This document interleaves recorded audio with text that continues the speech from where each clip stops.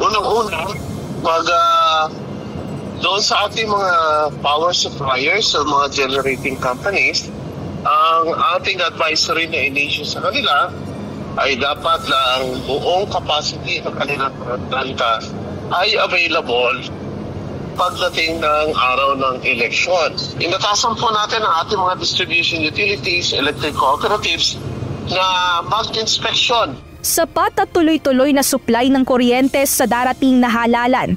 Ito ngayon ang tinututukan ng Department of Energy upang maiwasan ang anumang aberya sa araw ng botohan sa May 12. Ayon kay Department of Energy Assistant Secretary Mario Marasigan, nagbaba ng abiso ang ahensya sa lahat ng power suppliers o generating companies na dapat na maging handa ang bawat planta, hindi lamang sa mismong araw ng eleksyon, kundi maging sa ilan pang nalalabing araw bago ang halalan. Pagdating naman po sa pangkalahatan ng ating management at yung administration, meron po tayo yung Energy Task Force on Election na kung saan po sa araw-araw po ay nangangalap tayo ng report ng bawat entities po.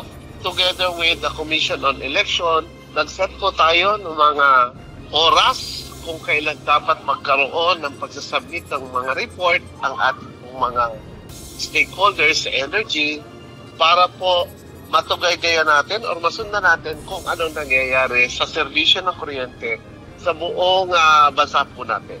Nagsagawa naman ngayong araw ng inspeksyon ng Manila Electric Railroad and Light Company o Meralco sa ilang eskwelahan sa Pasig. Maramihan naman po nung aming mga ni-raise nakitang concerns ay naayos naman po nung ating mga eskwelahan sa tulong po ng mga ating mga LGU at yung mga ibang stakeholders po na tumutulong dun sa ating mga polling precincts. Sa resulta ng kanilang inspeksyon, karamihan ng eskwelahan ay magsasagawa ng trimming sa mga puno na malapit sa mga linya ng kuryente.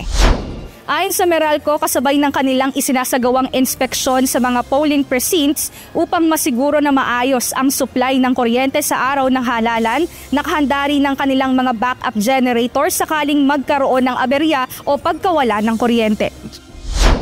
Ayon sa Pasig Business Center Officer na si Jay Cando, tapos na ang inspeksyon ng Meralco na nasa ilalim ng kanilang franchise area. Naka-red alert na rin ang kanilang operasyon bilang paghahanda sa anumang emergency.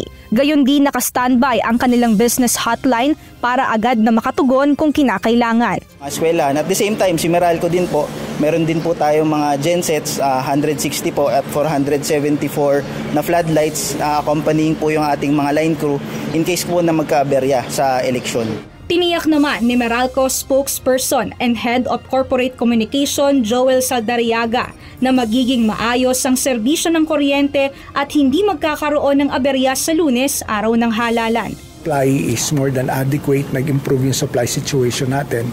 Kung ikukumpara mo yung April supply month vis-a-vis the March supply month. No? So, ibig sabihin, tumaas yung capability ng mga planta na mag-deliver ng kuryente. Dagdag pa nito na dahil din holiday sa Lunes, posibleng bumaba ang demand sa kuryente kaya naman wala rin silang nakikitang magiging aberya sa darating na eleksyon. Mia Alonso, UNTV News and Rescue. Diyos ang aming sandigan, serbisyo publiko ang aming pinahahalagahan.